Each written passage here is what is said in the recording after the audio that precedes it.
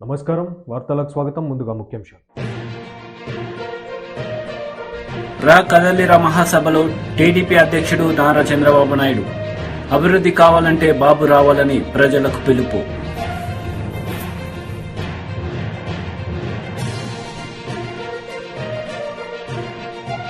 మాజీ ఎంపీ వి హనుమంతరావు మీడియా సమావేశం, ఇరుపార్టీలపై fire.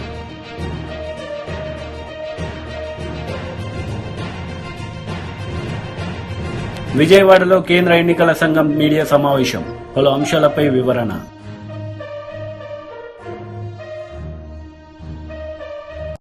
బొబ్బిలిలో TDP అధినేత నారా చంద్రబాబు నాయుడు రా కదలిరా బహిరంగ సభ నిర్వహించారు. ఈ సందర్భంగా ఆయన మాట్లాడారు. జాబు రావాలంటే మళ్ళీ హామీ ఇస్తున్న తెలుగుదేశం జనసేన ప్రభుత్వం యువతకు ఉద్యోగాలు ఇచ్చే బాధ్యత మాదని మరొక్కసారి హామీ ఇస్తున్నా. ప్రతి ఒక్క తల్లి, ప్రతి ఒక్క తండ్రి పిల్లల్ని బాగా చూసుకుంటాం. మనం ఒక పూట తినకపోయినా ఆ పిల్లల్ని బాగా చదివిస్తే వాళ్ళు బాగుపడతారు. నాకు వయసు వచ్చినప్పుడు నా పిల్లలు చూసుకుంటారనే ఉద్దేశంతో వాళ్ళని బాగా చదివిస్తాం. అలాంటి పిల్లలు చదువుకున్న తర్వాత కూడా ఉద్యోగం రాకుండా మీరు చేసే కూలి డబ్బులతో వాళ్ళు గడపాలనుకోవడం ఎంత ఘోరమో మీరు ఒక్కసారి ఆలోచించండి. ఇది మన యువత తప్పు కాదు, మన పాలకుల తప్పు. అందుకే నేను ఒక హామీ ఇచ్చాను. యువ గళం కింద ప్రతి ఒక్క నిరుద్యోగిని, చదువుకునే పిల్లల్ని పూర్తిగా ఆదుకునే బాధ్యత తెలుగుదేశం పార్టీ జనసేనది. 3,000 రూపాయలు నిరుద్యోగ ప్రతిష్ట తమ్ముళ్ళు మన ప్రభుత్వం వస్తానే యువతకు 3,000 రూపాయలు ఇస్తాం. అమ్మా నాన్న పైన ఆధారపడాల్సిన అవసరం లే. నేనే అండగా ఉంటా మీకు. ఇంకో పక్క సంవత్సరానికి 4 లక్షలు, 5 ఏళ్లలో 20 లక్షల ఉద్యోగాలు ఇప్పించే బాధ్యత తెలుగుదేశం పార్టీ తీసుకుంటాం. ఇవే కాకుండా మీ ఊర్లో మీరు బొబ్బుల్లో కూర్చొని అమెరికాలో పనిచేయాలంటే వర్క్ ఫ్రం హోమ్, మీ ఇంటి నుంచే పనిచేసే విధానాన్ని తీసుకొస్తా.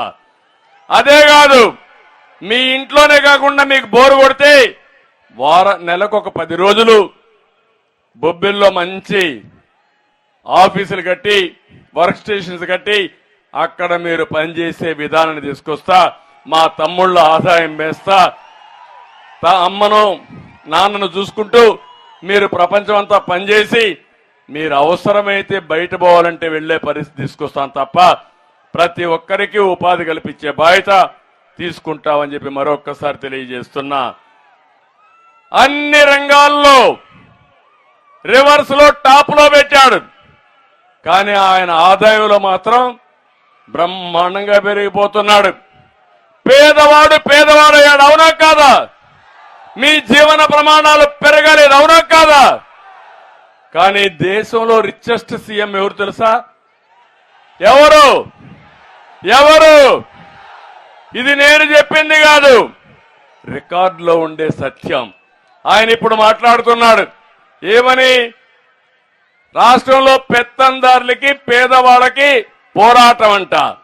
నేను పెత్తందారంట, ఆయన పేదవాడంట. పాపం నిరుపేద, ఆయన డ్రాయర్ కూడా లేదు.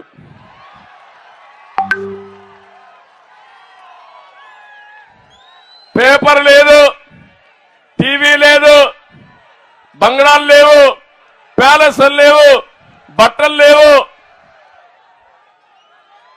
ఏం తింటాడో నాకైతే అర్థం కాల, గడ్డి తింటాడు. TDP MP Kesineni Nani Tadepalli YCP camp ఆఫీసులో నిర్వహించిన మీడియా సమావేశంలో పాల్గొన్నారు. ఈ సందర్భంగా ఆయన మాట్లాడారు. కొన్ని విషయాల్లో ఆయన నా పట్ల ప్రదర్శించినటువంటి తీరులో వ్యాపారం కూడా ఆపుకోవాల్సి వచ్చింది. ఆ రోజు కూడా నేనేం బాధపడలా, వాట్ నెక్స్ట్ అనుకుని ముందుకెళ్ళాను. సరే 19 లక్షలు మళ్ళీ గెలిచాను. ఇక్కడ లోకేష్ గారు మంగళగిరిలో ఓడిపోతే నేను విజయవాడలో ఎంపీగా నేను గెలిచాను. మరి ఆయన పార్టీ ఇన్ఫ్రాస్ట్రక్చర్ అంతా ఇచ్చారు, రిసోర్సెస్ అన్ని ఇచ్చారు. అట్లాగే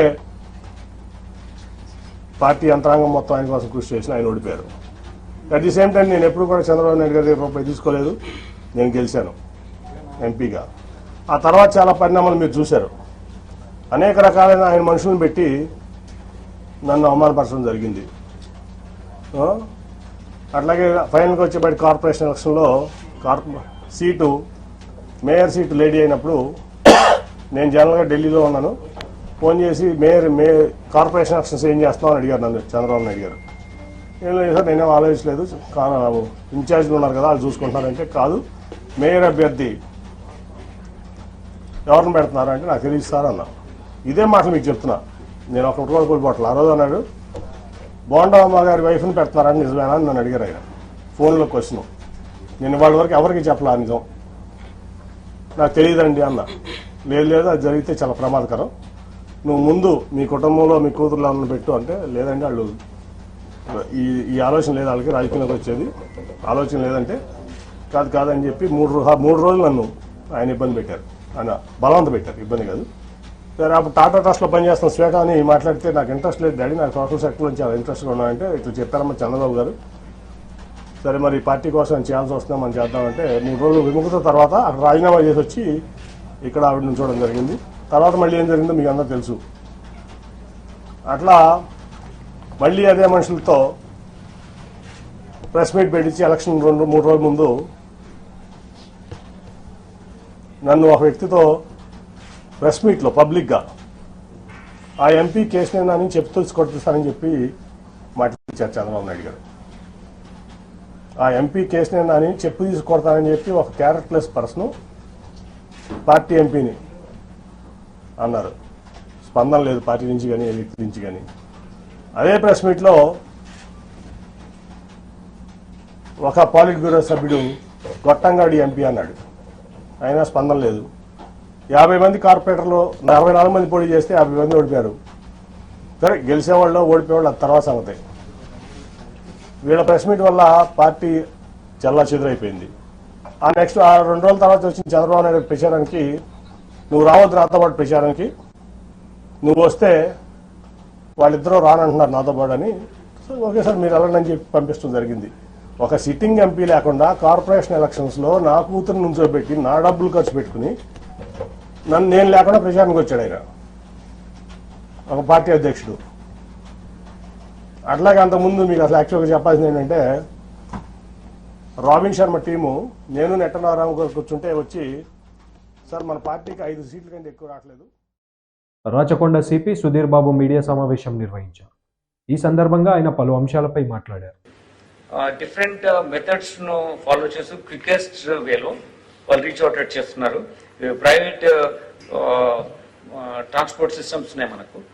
మనం ఒక గ్రూప్ లో పెట్టి ఫోన్ చేస్తే వచ్చేవి మనం వేరే డెస్టినేషన్ తీసుకుపోయి ఉన్నాయి కదా. I don't not mention the companies name no, but such private transport huge companies ద్వారా కూడా వీళ్ళు ట్రాన్స్పోర్ట్ చేస్తున్నారు. ఎందుకంటే పోలీస్ ఫోకస్ గా ఉంది, ఎక్కడైనా ఇన్ఫర్మేషన్ వస్తే పట్టుకుంటారనే భయం కూడా ఉంది కాబట్టి. But we also got it as వాళ్ళు ఎంతగా మార్పు చేసినా we will certainly get a clue and we get accuse.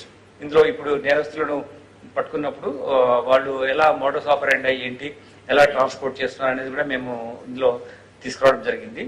ఇక్కడ వీళ్ళు ఉండేంటంటే ఒక కవర్ జాబ్ చేస్తున్నారు, ఈ రైలింగ్ మ్యానుఫ్యాక్చరింగ్ యూనిట్ లో పనిచేస్తున్నారు.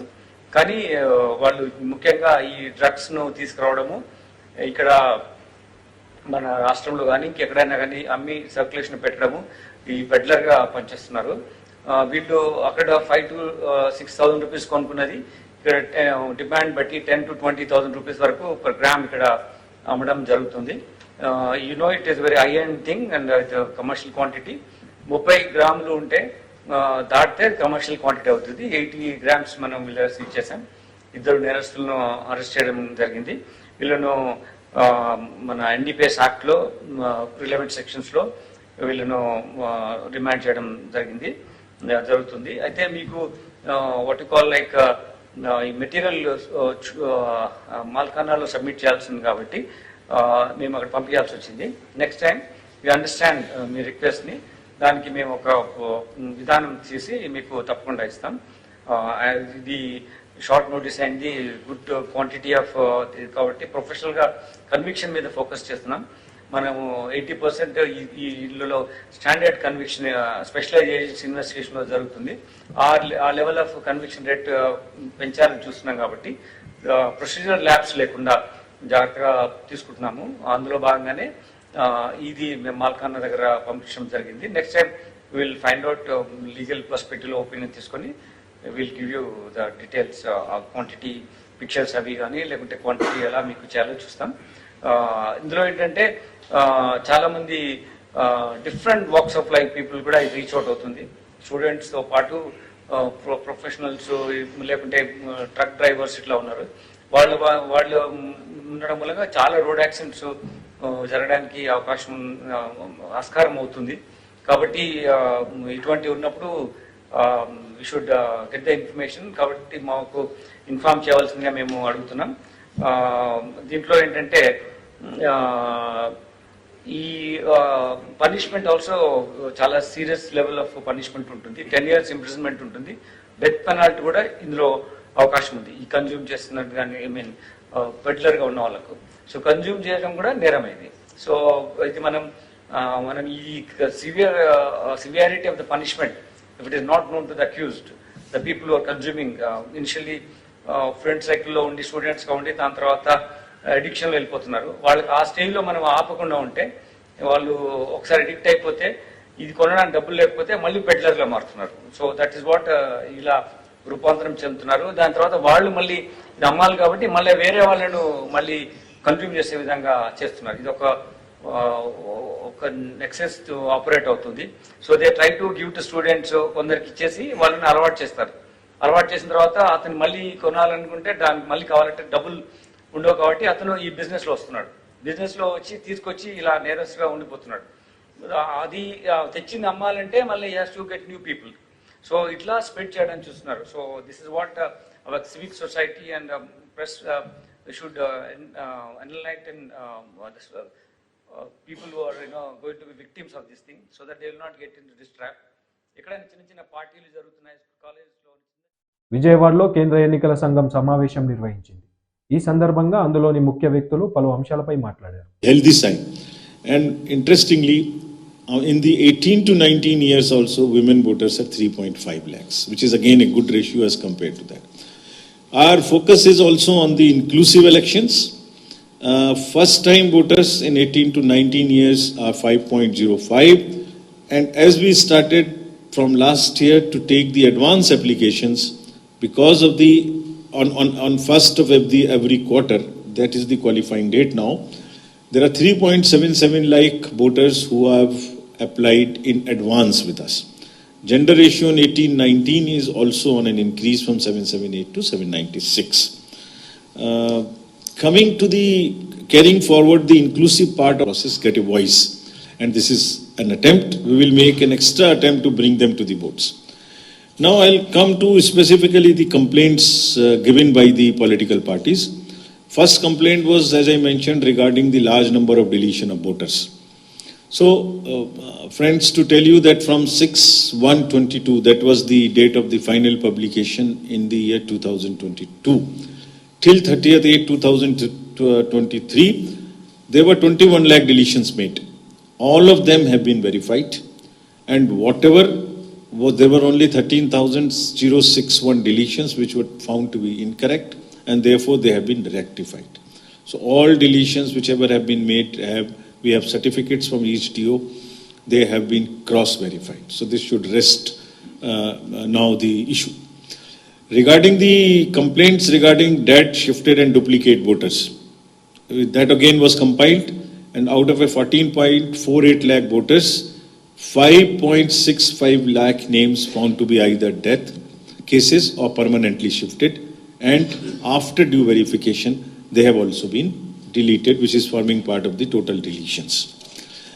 As regards the cases of, there was a complaint that on one house there are many voters, more than 10. This was the complaint in Telangana also, which we received. And this is a historic legacy problem because the house numbers for some regions in the panchayat or in the municipal areas are not given.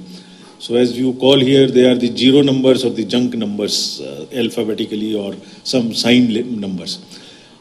House-to-house verification were done for 1.57 lakh such houses which have these kind of zero numbers or others. 20 lakh plus electors. When the draft publication of roll was done on 27th of October this year, the number reduced to, after carrying the corrections, to 65,964. And out of this, 4.52 lakh have migrated and 26,679 are non-traceable. So therefore, the nutshell, 99% cases have been resolved wherever there are more than 10 voters. Either they have been deleted or after filling up the form, their new address has been given to them. Similarly, zero and junk, this was the voters of the houses which have 10 and more. Now, similarly, about junk and zero corrected votes, there are 2.5 lakh such households where also addresses have been corrected and after filling up the forms. Next. Now, after completing the year, coming to the overview of the polling stations, the total number of PSAs in the అధ్యక్షుడు లేని YCP కూడా మాట్లాడడం హాస్యాస్పదంగా ఉందని జనసేన అభ్యర్థి వేగుళ్ల లీలాకృష్ణ అన్నారు. ఈ సందర్భంగా జనసేనను గెలిపిస్తే మన ఆంధ్రప్రదేశ్ రాత మారుతుందని ఆయన అన్నారు. పవన్ కళ్యాణ్ గారిని ఎందుకు పిలిస్తే ఎందుకు పిలుస్తుంది? విజయసాయి రెడ్డి అనేవాడు ఒక గుమస్తా. జగన్మోహన్ రెడ్డి ఎవరిని తిట్టమన్నా, ఎవరిని మాట్లాడమన్నా తిట్టడమే అతని జీవితం. అతను దొంగ లెక్కలు రాసుకుని ఇవాళ జైలుకి వెళ్ళి వచ్చిన వ్యక్తి ఈరోజు పవన్ కళ్యాణ్ గారు ఎందుకు పిలిచారని చెప్పి ఎలక్షన్ కమిషన్ ప్రశ్నిస్తా ఉన్నారంటే వ్యవస్థల పట్ల వాళ్ళకున్న గౌరవాన్ని ఒకసారి మనం అర్థం చేసుకోవాలి. అలాగే ఈరోజు సాక్షి నిష్పత్తిలో దొంగ ఓటు గురించి మాట్లాడారు. మీకు కళ్ళు కనిపించలేదా? మా నాయకుడు ఇక్కడే ఉంటా ఉన్నారు, ఆయన ఇక్కడే నివాసం ఉంటున్నారు, ఇక్కడే నివాసం కూడా కట్టుకుంటా ఉంటారు. మీకులా మా దగ్గర దొంగ డబ్బులు లేవు, వాటి దగ్గర వీరి దగ్గర దోసేసి తాడేపల్లి ప్యాలెస్లు కట్టుకునే డబ్బులు మా దగ్గర లేవు కాబట్టి మా ఆఫీసులోనే మేము ఉంటున్నాం. మా నాయకుడు ఓటు కూడా ఇక్కడే ఉంది. మీరు అవన్నీ మాడకుండా ఒక దొంగ పత్రిక పట్టుకుని, ఒక బ్లూ మీడియాని పట్టుకుని, సాక్షి అని ఒక పనికిమాలిన ఛానల్ పట్టుకుని, ఒక పనికిమాలిన వార్తాపత్రికను పట్టుకుని మీరు పత్రికలు రాస్తూ ఉంటే, ఇవన్నీ కూడా ఈ కథనాలన్నీ కూడా మీరు రకరకాల ప్రదర్శిస్తూ ఉంటే, మా నాయకుడు ఈరోజు మీడియా మిత్రులు చెప్తా ఉన్నాను, మీ అందరికీ తెలుసు, మీడియా మిత్రులందరికీ, మా నాయకుడు ఎక్కడే నివాసం ఉంటున్నారు. ఆ నివాసం ఉండే ఓటు హక్కు కూడా ఇక్కడే ఉంది. కానీ ఈవేళ పొలబిందుల్లో జగన్మోహన్ రెడ్డి ఇంట్లో 2 ఓట్లు ఉన్నాయి, హైదరాబాద్లో ఓట్లు ఉన్నాయి, ఇక్కడ ఓట్లు ఉన్నాయి. ఆ ఓట్ల గురించి మాట్లాడాలి వాళ్ళు. ఆ ఓట్ల గురించి మాట్లాడకుండా ఏదైతే వాళ్ళ పేపర్లో దుష్ప్రచారం చేస్తూ ఉన్నారో మీరందరూ కూడా, మీడియా మిత్రులందరూ కూడా ఈ సమాజం దృష్టికి తీసుకురావాలని చెప్పి మిమ్మల్ని అందరినీ కోరుతా ఉన్నాం. ఇంకొకటి, పవన్ కళ్యాణ్ గారు ఓటు ఇక్కడే పెట్టుకున్నారు, ఇక్కడే జాయిన్ చేసుకోవడం జరిగింది. ఆయన ఇక్కడే నివాసం ఉంటున్నారు. రాబోయే రోజుల్లో కూడా ఇక్కడే నివాసం ఉంటారు. భవిష్యత్తులో కూడా మేము మంచి ఆఫీస్ కట్టుకుంటా ఉన్నాం. ఇక్కడ ఆయన నివాసం కూడా ఇక్కడ త్వరలోనే ఏర్పాటు అవుతా ఉంది, పూర్తి స్థాయి నివాసం. ఇప్పుడు తాత్కాలికంగా ఒక చిన్న గదిలో ఆయన ఒక్కరు ఉంటున్నారు ఆయన. ఎందుకంటే ఆయనకు అవసరం లేదు, ఆయన ప్యాలెస్లో ఉండొచ్చు. అటువంటి వ్యక్తి ఒక సింగిల్ బెడ్రూమ్ అపార్ట్మెంట్లో, సింగిల్ బెడ్రూమ్ లాంటి అపార్ట్మెంట్, ఒక సింగిల్ బెడ్రూమ్లో అక్కడ ఉంటూ ఉన్నారంటే వాళ్ళకి వణుకు పుట్టి ఇలాంటి తప్పుడు మాటలు, తప్పుడు కోతలకు వస్తున్న వైసీపీ నాయకులు హెచ్చరిస్తా ఉన్నాం. ఈరోజు మీ పార్టీ ఖాళీని పూర్తిగా ఖాళీ చేయబోతా ఉన్నాం. రాబోయే 20 రోజుల తర్వాత మీ పార్టీకి కొన్ని ప్రాంతాల్లో ఏజెంట్లు ఉంటారు, కోడి బీఫారాలు కూడా మీరు ఈరోజు బతిమాలుకుంటా ఉన్నారు. కాకినాడ ఎంపీ లేడు, మీకు రాజమండ్రి ఎంపీ లేడు, అనకాపల్లి ఎంపీ లేడు, వైజాగ్ ఎంపీ లేడు. దాదాపు 20 స్థానాల్లో ఎంపీ అభ్యర్థులు పారిపోయారు. 20 చోట్ల 20-30 చోట్ల ఎమ్మెల్యే అభ్యర్థులు కూడా పారిపోతా ఉన్నారు. అటువంటి వ్యక్తులు మీరు ఇలా మా నాయకుడి పట్ల దాదాపు గత ఎన్నికల్లో 16 లక్షల ఓట్లు మాకు వచ్చినాయి. అటువంటి పరిస్థితులు ఎన్నికల కమిషన్ మమ్మల్ని గుర్తించి గ్లాస్ ఇచ్చింది. బాబు విజయసాయి రెడ్డి, నువ్వు ఇప్పుడైనా ఒళ్ళు దగ్గర పెట్టుకుని మాట్లాడు. మా నాయకుడి పట్ల మాట్లాడేటప్పుడు మీ పార్టీకి ప్రెసిడెంటే లేనటువంటి పార్టీ. ఎందుకంటే ఎన్నికల కమిషన్ ఆ పార్టీ గుర్తింపు రద్దు చేసింది. వేరే వ్యక్తి దగ్గర నుంచి వీళ్ళ పార్టీని వేరే వ్యక్తి రిజిస్టర్ చేసుకుంటే ఆ పార్టీని వీళ్ళు అక్రమంగా కబ్జా చేసిన వ్యక్తులు వీళ్ళు. అటువంటి పార్టీని తీసుకొచ్చి ఈరోజు ఎన్నికల కమిషన్ శాశ్వత అధ్యక్షుడు అంటే నువ్వు అధ్యక్షుడు కాదు, తీసి అవతల పాడేసింది. అటువంటి ముందు నీ పార్టీకి అధ్యక్షుని పెట్టుకో. అధ్యక్షుని పెట్టుకుని తర్వాత నువ్వు మాట్లాడు. విజయసాయి రెడ్డి, రాబోయే రోజుల్లో నిన్ను తప్పకుండా ఎక్కడ పెట్టాలో మా నాయకుడు అక్కడ పెట్టబోతా ఉన్నాడని చెప్పి తెలియజేసుకుంటూ పత్రికా సోదరులకు ఒకటే చెప్తా ఉన్నా, మీ అందరికీ విజ్ఞప్తి చేస్తా ఉన్నా. మాజీ ఎంపీ వి హనుమంతరావు గాంధీ భవన్లో మీడియా సమావేశం నిర్వహించారు. ఈ సందర్భంగా ఆయన మాట్లాడారు. నిన్ననే ముఖ్యమంత్రి గారు ధరణిపై అధ్యయన కమిటీ అని వేయడం జరిగింది. దానికి నేను ముఖ్యమంత్రి గారికి నా ఉదయపూర్వక ధన్యవాదాలు చెప్తున్నా. ఎందుకంటే ఈ ధరణిలో క్లియర్ ప్రూఫ్ ఉన్నది. 1981లో ఇందిరాగాంధీ గారు 94 ఎకరాలు 10 మంది ఎస్సీలకు, అందులో మాదిగ కమ్యూనిటీ వాళ్లకు రాగి కృష్ణారెడ్డి అనే భూస్వామి దగ్గర 400-500 ఎకరాల భూమి ఉంటే అందులోకి వెళ్ళి 94 ఎకరాలు 10 మందికి ఇవ్వడం జరిగింది.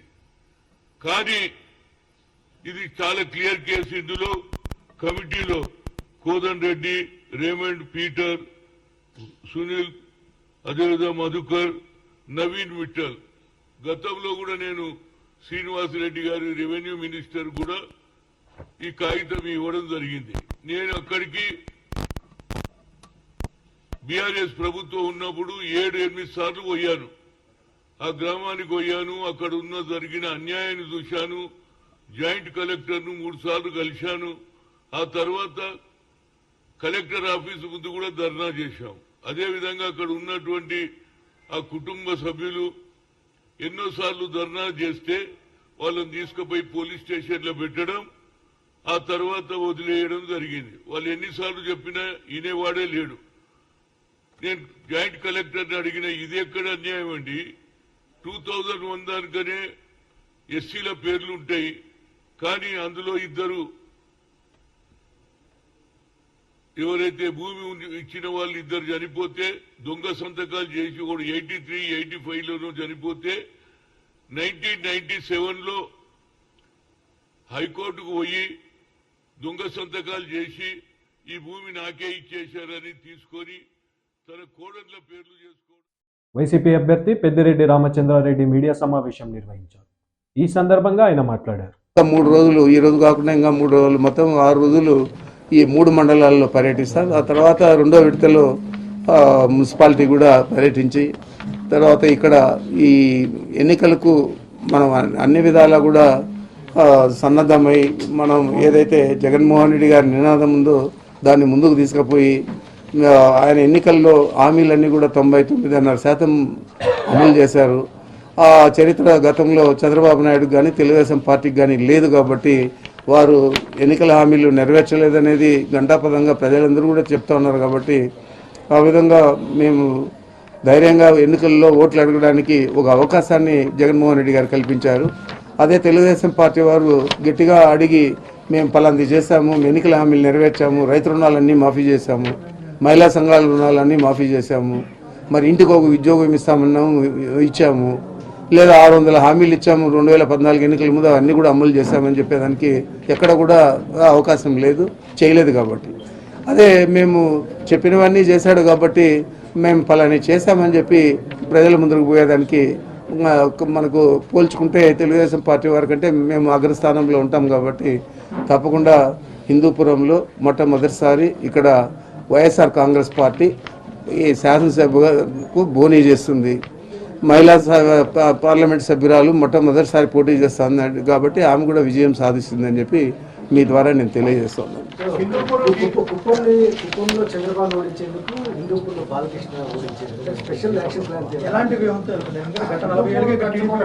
నాకేమీ స్పెషల్ వ్యూహం లేదు. కాకపోతే మేము రాష్ట్రం అంతా ఒకే యూనిట్గా చూస్తాం. కుప్పమా లేకపోతే హిందూపూరా ఇంకోటి అన్ని చోట్ల గెలవాలని ప్రయత్నం చేస్తాము. కాకపోతే ఇద్దరు పెద్ద నాయకులు కాబట్టి చంద్రబాబు నాయుడు గారు, బాలకృష్ణ గారు, వారి మీద కూడా దృష్టి సారించడం జరుగుతుంది. ఈ మొదటి నుంచి కూడా ఎక్కువగా కుప్పంలో శ్రద్ధ పెట్టినాం కాబట్టి అక్కడ అన్ని లోకల్ బాడీ ఎలక్షన్స్ కానీ మున్సిపాలిటీస్ కానీ అన్నీ కూడా గెలవగలిగాము. మరి ఈరోజు మా పరిస్థితి అక్కడ అన్ని సర్వేలలో కూడా మేము గెలుస్తామనే ఉంది. అందుకే చంద్రబాబు నాయుడు ఇంకొక నియోజకవర్గాన్ని కూడా 2వదిగా ఎంచుకుంటూ ఉన్నారు. అది నిజంగా జరిగితే 2వ నియోజకవర్గంలో ఆయన పోటీ చేస్తాడంటే కుప్పంలో ఆయన ఓటమి అంగీకరించినట్లే. అదేవిధంగా హిందూపూర్లో కూడా తప్పనిసరిగా ఎందుకు 40 సంవత్సరాలు గెలవలేకపోయాము, మరి ఏం తప్పు జరిగింది, ఇది బేరీజ్ చేసుకొని ఇక్కడ కూడా ధీటుగా ఎన్నికల్లో మనం పోటీ చేయాలా, గెలవాలనే తాపత్రయంతో పనిచేస్తూ ఉన్నాం తప్ప ప్రత్యేక అజెండాలు ఏం లేవు.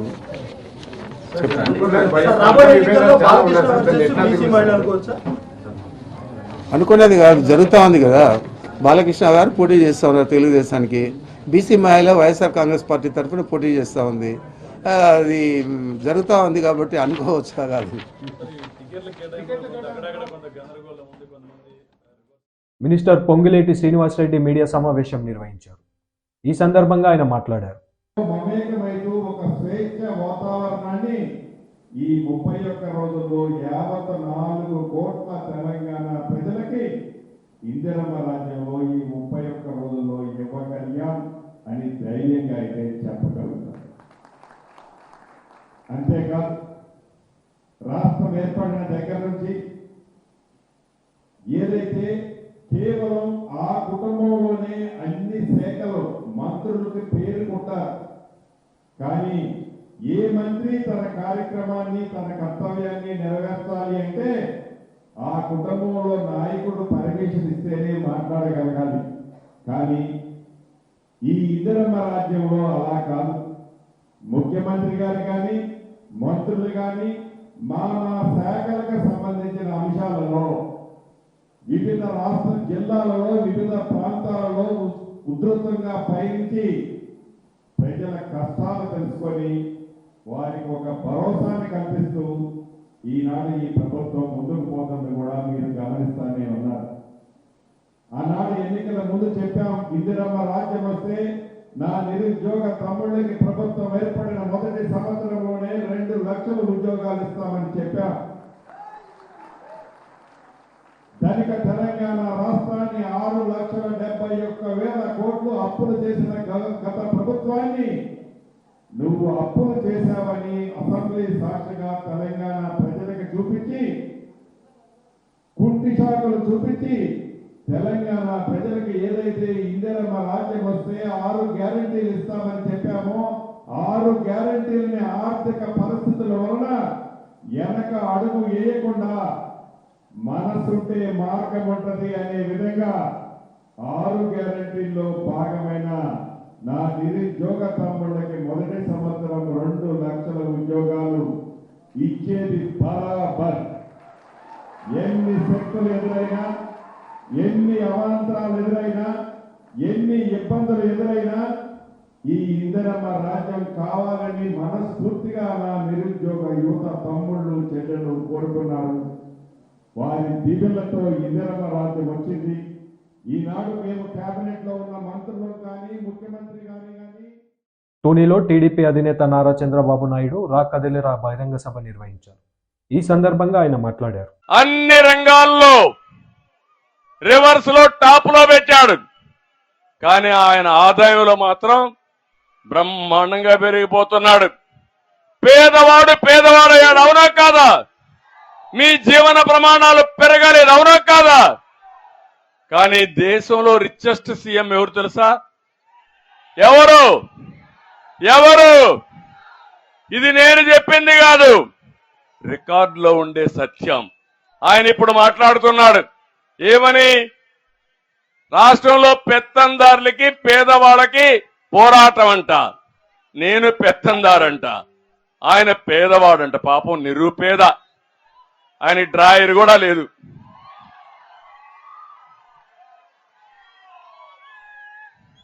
పేపర్ లేదు, టీవీ లేదు, బంగ్లాలు లేవు, ప్యాలెస్లు లేవు, బట్టలు లేవు. ఏం తింటాడో నాకైతే అర్థం కాల. గడ్డి తింటాడు. ఈ గడ్డే తింటున్నాడు, అడుక్కుంటున్నాడు. మా చెల్లెమ్మ చెప్పినట్టు రేపు వస్తాడు, అప్పుడు ఓట్లు అడుక్కున్నాడు. భస్మాసుడు మార్గం మీ నెత్తిన చేయబెట్టాడు. ఇప్పుడు మళ్ళా కథల్ని గుద్దుడే గుద్దుడు. ఇప్పుడు 5 ఏళ్లు వదిలిపెట్టకుండా గుద్దాడు. మళ్ళా ఓటేస్తే ఇంకా బానిసలమే. మనం ఆ విషయం గుర్తుపెట్టుకోవాల్సిన అవసరం ఉంది. వార్తలు ముగించే ముందు ముఖ్యాంశాలు మరోసారి. రా కదలిరా మహాసభలో టీడీపీ అధ్యక్షుడు నారా చంద్రబాబు నాయుడు అభివృద్ధి కావాలంటే బాబు రావాలని ప్రజలకు పిలుపు.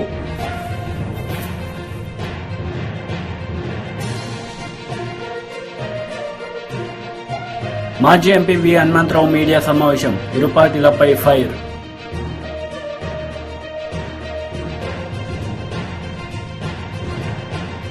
విజయవాడలో కేంద్ర ఎన్నికల సంఘం మీడియా సమావేశం, పలు అంశాలపై వివరణ.